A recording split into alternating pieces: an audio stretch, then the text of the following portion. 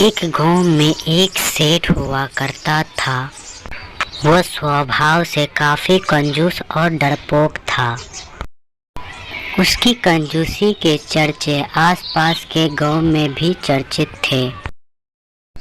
अरे ये वही सेठ तो नहीं है जो काफी कंजूस है? अरे शकुंतला, जल्दी आओ, मायके नहीं जाना है क्या? ओ जी, कोई बस या टैक्सी कहाँ आई है अभी तक? हम किससे जाएंगे? कोई बस या टैक्सी नहीं आएगा, हम पैदल जाएंगे। ओ जी, हम इतने दूर पैदल कैसे जाएंगे? हम थक जाएंगे, कोई बस बुला लीजिए ना। अरे शकुंतले, हम रुक रुक के जाएंगे और बस के किराए से मैं तुम्हें एक अच्छी साड़ी दिला। क्या सच में? तो ठीक है। शकुंतला साड़ी की लालच में पैदल ही अपने मायके चलने लगी।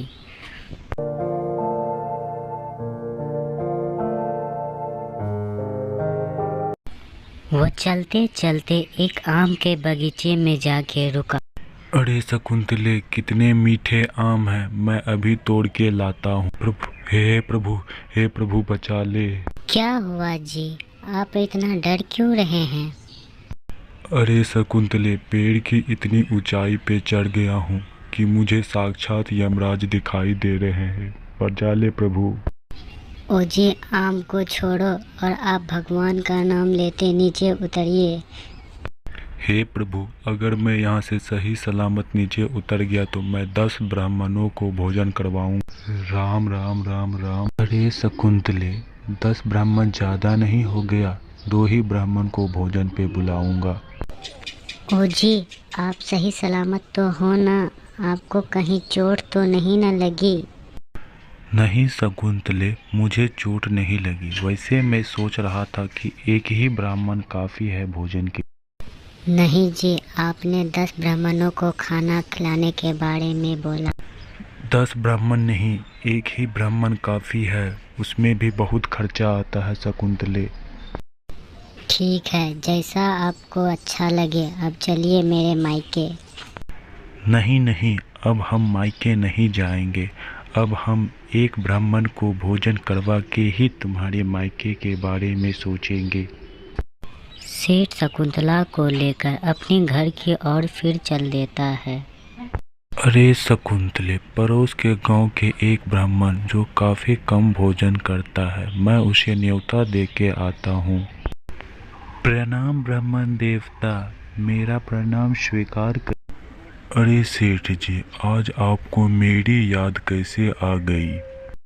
कुछ नहीं सेठ जी, कल आप मेरे यहाँ भोजन पर आइएगा। मैंने एक व्रत लिया था। ठीक है सेठ जी, मैं कल आपके यहाँ जरूर आऊँगा। आपका कल्याण हो। इतना कहकर सेठ जी ब्राह्मण की कुटिया से अपने घर की ओर आ गए। अरे शकुंतले, मैं तो भूल ही गया था कि कल मुझे जरूरी काम से बाहर जाना हो।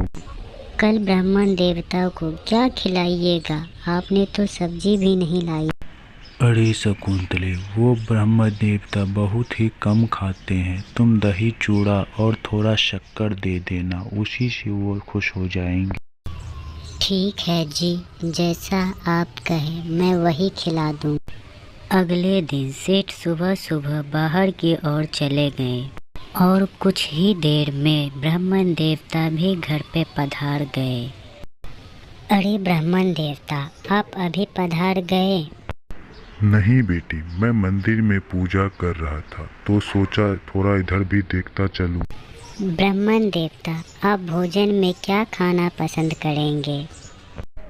थोड़ा बहुत तो 2 थाली लड्डू, 1 थाली पूरी, 1 थाली सब्जी और 1 थाली रसगुल्ले दे देना तो काफ़ी। बस इतना ही बना देना, मैं दोपहर में आऊँगा। ठीक है बेटी? पर मुझे तो पूरी सब्जी नहीं बोला था। ठीक है, बना देती हूँ बाद में सेठ जी को। दोपहर होते ही ब्राह्मण देवता सेठ के घर जाने लगे। वो मन ही मन सोचता था, हो, आज तो दबा के खाऊंगा। पधारिए ब्राह्मण देवता, आप थोड़ा बैठिए, मैं खाना परोस देती हूँ। ब्राह्मण देवता बड़े चाव से खाना खाया और बचा खुचा पोटली में बांधकर घर भिजवा दिया। अच्छा देवी, तो आप मेरी दक्षिणा दे दीजिए। दक्षिणा किस बात का ब्राह्मण देवता? मुझे तो किसी ने बताया ही नहीं। पुत्री, शास्त्र कहता है कि किसी ब्राह्मण को खाना खिलाने के बाद उसे दक्षिणा दिया जाता है, अन्यथा उसके खिलाया गया भोजन अधूरा माना जाता है। ठीक है ब्राह्मण देवता, ये लीजिए कुछ पैसे, आप इसे रख लीजिए। अरे शकुंतला, ब्राह्मण देवता खाने पे आए थे ना, वे बहुत खुश होके गए थे ना।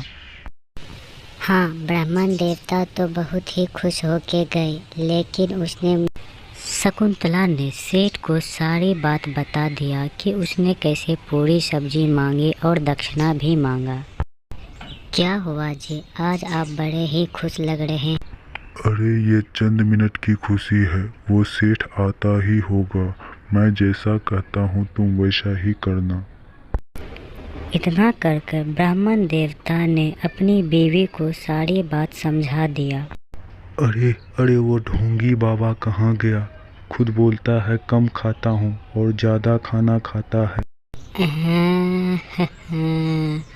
तो वो तुम्हारे यहाँ खाना खाने गया था, क्या खिला दिया जो अभी तक बेहोश है?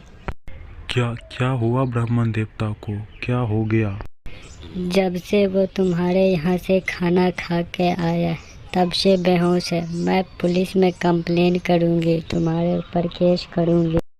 देखिए माता जी, आप केस मत कीजिए, आप कुछ पैसे लेके उसका इलाज कर लीजिए ना।